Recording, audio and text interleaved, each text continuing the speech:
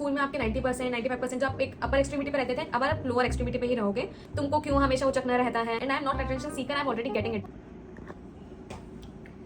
सो आप लोग सोचोगे कि आज मैं व्हाइट कोट पहन के क्यों वीडियो बना रही हूँ, because it's been 8 freaking months since I entered MBBS, so I think I am qualified enough to give you advice like things nobody tells you about MBBS. तो मैंने ना इसको लिटरली 8-9 पॉइंट्स में डिस्क्राइब किया है। First point is not being socialise. तो आप जो स्कूल में हेड गर्ल थे, स्कूल के टॉपर थे, सब आपसे बात करना चाहते थे, यहाँ पे आपको कोई नहीं जानता, literally nobody knows about you. तो एटीट्यूड में नहीं रहना है कि लोग मुझसे आके बात करेंगे, नहीं। अगर आपने शुरू के 1-2 महीने में सोशलाइज नहीं किया, सबसे बात नहीं करी, तो you will literally and up alone. तो शुरू के 1-2 महीने सबसे बात, आई एम नॉट सेइंग कि मतलब सबसे फ्रेंडशिप रखो, सब पे ब्लाइंडली ट्रस्ट करो, आई एम नॉट, ट्रस्ट तो मत ही करो, बट एटलीस्ट हैव, सबसे एक गुड नोट पे रहो, सबसे बात करो, सबसे हाय हेलो रखो। और अगर इनिशियली आपका कोई ग्रुप बन भी गया है तो उस ग्रुप के भी बाहर आपको बात करनी पड़ेगी, क्योंकि you don't know when the group turns against you and then you will left with nobody. हमारे बैच में 250 बच्चे, लाइक 250 बच्चे, मतलब स्टिल आई डोंट नो सबके names with their faces. So the second point is don't be over interactive. Like this was my biggest mistake जो मैंने करी है। इसके बारे में तो मैं प्रॉपर स्टोरी बताना चाहूंगी। जब मैंने एडमिशन लिया था तो एडमिशन के टाइम पे उन्होंने हम सबको एक MBBS वाले ग्रुप में ऐड किया था, लेकिन आई डोंट नो, पता नहीं मेरा दिमाग कहाँ था कि मैं उस ग्रुप में नहीं थी। आउट ऑफ नो वेयर मैं 14 अक्टूबर को कॉलेज पूछने आई कि कॉलेज कब स्टार्ट होने वाला है, एंड मुझे ऑडिटोरियम के बाहर मेरे बैचमेट्स दिखे, उसमें लिखा था 2024-2025 फाउंडेशन डे, मतलब फाउंडेशन कोर्स। अब मैंने उनसे पूछा कि आप कौन से बैच के, उन्होंने बोला 2024-2025। तो मैंने बोला कि क्लासेस स्टार्ट हो गई है क्या, तो उसने बोला कि हाँ आज फर्स्ट डे था। अब आई वॉज फ्रीक्ड आउट, ठीक है। तो मैंने उसी शाम को सब फी वगैरह, हॉस्टल फी वगैरह पे करके उसी शाम को मैंने शिफ्ट कर लिया। अब मैंने शिफ्ट कर लिया, अब मैं अगले दिन गई, मतलब जो एक्चुअल में सेकंड डे था वो मेरा फर्स्ट डे था। अब मैं अगले दिन जा रही हूँ ऑडिटोरियम, मतलब अगले दिन मैं कॉलेज जा रही हूँ पहली दिन, ठीक है। Like I came with lots of dreams, lots of expectation. I was so mesmerised by the whole scenario कि अरे मैं कॉलेज में आ गई हूँ, I am doing MBBS, oh my god. मुझे तो मतलब I was like 7th sky literally. But was I ready for the 360-degree shift of my life? No. I didn't knew I was being judged. I didn't knew I was being gossiped about or talked about. This all started because I am someone who is extremely extrovert and extremely expressive. Like literally I talk with strictest of the teacher like they are my besties. So you can understand the level of extrovertness I have. I used to say a lot. मतलब a lot.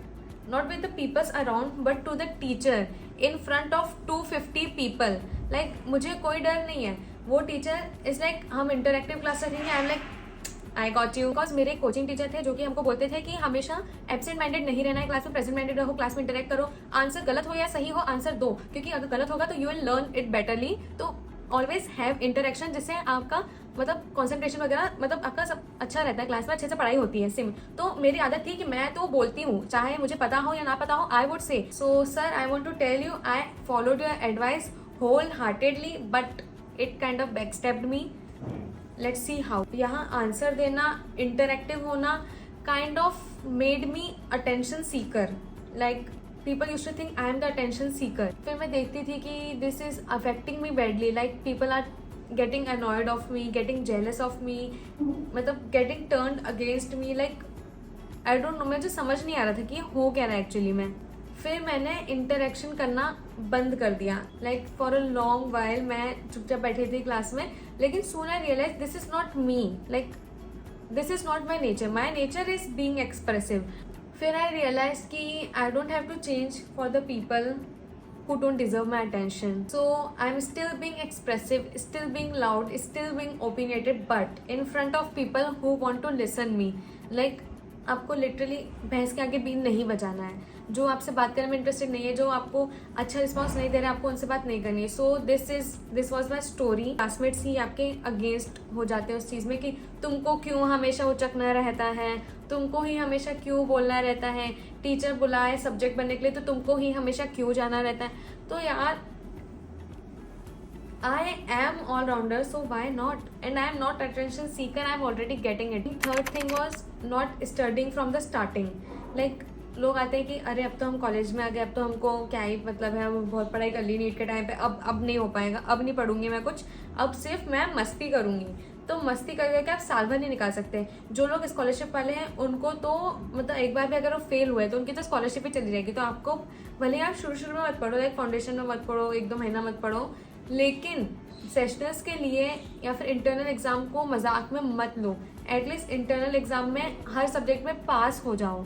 Like इतना तो पढ़ो at least कि आपको मतलब university में जाके आप सोचोगे कि 1 महीना पहले बस पढ़ना स्टार्ट करेंगे, यूनिवर्सिटी निकल जाएगी। तो ऐसा नहीं होता है। इतना सारा स्टैकअप हो जाता है ना, सिर्फ एनाटॉमी नहीं है, फिजियोलॉजी है, बायोकेमिस्ट्री है, तो चीज़ें बहुत ज़्यादा स्टैकअप हो जाती है। तो मतलब भले ही कम पढ़ो लेकिन कॉन्स्टेंटली पढ़ते रहो, कंसिस्टेंसी से पढ़ते रहो। तो 4th thing is trusting people blindly. ये चीज़ भी मैंने बहुत गलत करी थी कि जैसे ही मैं आई थी किसी ने मेरे से 2 शब्द के अच्छे बोलती, I am like oh my God my bestie, girly pops besties, ये यहाँ पे नहीं करना है। और आपको काफ़ी टाइम तक ऑब्जर्वेंट रहना है। किसी को एकदम से अपना सीक्रेट मत बताओ, किसी फर्स्ट पर्सन के बारे में सेकंड पर्सन को जाके मत बोलो। ये चीज़ तो बिल्कुल नहीं करनी। भले ही आपने अच्छी चीज़ अच्छे के लिए बोला होगा, लेकिन ये नहीं, वो आपस में बात करेंगे एंड देन बुरे आप ही बनोगे, तो ये चीज़ नहीं करनी है। तो 5th thing is feeling of in accomplishment. मतलब कि आपको ऐसा लगेगा कि यार सब तो मजे कर रहे थे, मैं पढ़ाई कर रही थी, मैंने इतनी पढ़ाई करी, फिर भी मेरे सिर्फ पासिंग मार्क्स क्यों आ रहे हैं। तो आपको ये चीज़ समझनी पड़ेगी। अब आप स्कूल में नहीं हो, अब आप कॉलेज आ गए हो, और कॉलेज में लाइक 10 मार्क्स के क्वेश्चन में सिर्फ 6-7 मार्क्स ही मिलते हैं। आप उसमें 5-6 पेज भर के लिखोगे ना, अच्छे डायग्राम बनाओगे, उसके बाद आपको 6-7 नंबर मिलेंगे। तो इट्स लाइक कि वो आप फुल मार्क्स तो मिलते ही नहीं है। 5-5 मार्क्स के क्वेश्चन हैं, तो आपको 2-3 नंबर मिलेंगे। तो आपका वो 100 नंबर का पेपर तो रहा ही नहीं, आपका तो वो 60-70 नंबर का पेपर ही बचा। तो उसमें से अगर आपके 40 नंबर आ रहे हैं तो इट्स लाइक गुड, मतलब इट्स नॉट दैट बैड। तो आपको ये चीज़ समझनी पड़ेगी कि आप जो स्कूल में आपके 90%, 95% जो आप एक अपर एक्सट्रीमिटी पे रहते थे, अब आप लोअर एक्सट्रीमिटी पे ही रहोगे, एंड लोअर एक्सट्रीमिटी से मिडिल तक आना इज द टॉपर। तो इस चीज़ से सैड नहीं होना है कि यार मैं कितना ही पढ़ लूँ, सब लोग मस्ती मार रहे हैं, मैं इतना पढ़ रही हूँ, फिर भी मेरे नंबर इतने ही आ रहे हो, वो लोग एक रात पढ़ के इतने आ रहे हैं। तो एक होता है कि अंधा पढ़ाई करना, अंधी पढ़ाई नहीं करनी है, आपको इंपॉर्टेंट टॉपिक्स पढ़ने। 6th thing is choose friends wisely, क्योंकि आपको इन लोगों के साथ 5 साल रहना है। तो you have to be sure कि ये आपकी वाइब मैच हो रही है। मतलब if you are not in the wrong direction, मतलब अगर कोई मतलब संगत का असर लिटरली होता है। तो you have to choose friends wisely, आपके कल्चर से या आपके थॉट्स से अलाइन हो, उन्हीं के साथ रहना। The 7th thing is don't buy books before. जैसे एडमिशन होता नहीं है कि लोग घर से ग्रेज एनाटॉमी पढ़ने लगते हैं, गाइटन वगैरह ले लेते हैं कि अरे अब तो हम MBBS में BDC का 1st वॉल्यूम 2nd वॉल्यूम मैंने पूरा BDC पढ़ा, लेकिन उसके बाद आई रियलाइज कि BDC थोड़ा ज़्यादा हो रहा है। मतलब एग्जाम टाइम में मैं रिवाइज नहीं कर पा रही थी उसको, मैं नोट्स भी नहीं बना पा रही थी साथ साथ। तो आई वॉज लाइक मैंने फिर विश्राम सिंह पे स्विच कर लिया, क्योंकि इट्स लाइक मोर सिस्टमेटिक थी। क्लिनिकल एप्लीकेशन के बारे में BDC में अच्छा लिखा है, तो कोई डायग्राम विश्राम सिंह में अच्छा लिखा है। तो ऑफ कोर्स कि आप हर एक चीज़, छोटी छोटी चीज़ों के लिए इतनी महंगी बुक्स नहीं खरीद सकते हो। मतलब आई डोंट थिंक सो कि बुक्स MBBS में बुक्स लेनी चाहिए। आई वुड से कि अगर आप iPad ले सकते हो तो iPad ले लो, नहीं तो आप फ़ोन पे भी PDF आराम से डाउनलोड करके पढ़ सकते हो। अगर आपको फिर भी बुक्स से पढ़ना ही है तो रुक जाओ, थोड़े टाइम रुक जाओ, आप लाइब्रेरी से इशू करवा लो, सेम चैप्टर BDC से भी पढ़ो, विश्राम सिंह से भी पढ़ो, और फिर कंपेयर करो कि आपको किससे ज़्यादा अच्छे से समझ आ रहा है। तो ये सब आप करके देखो, उसके बाद आपको बुक्स बाय करनी हो तो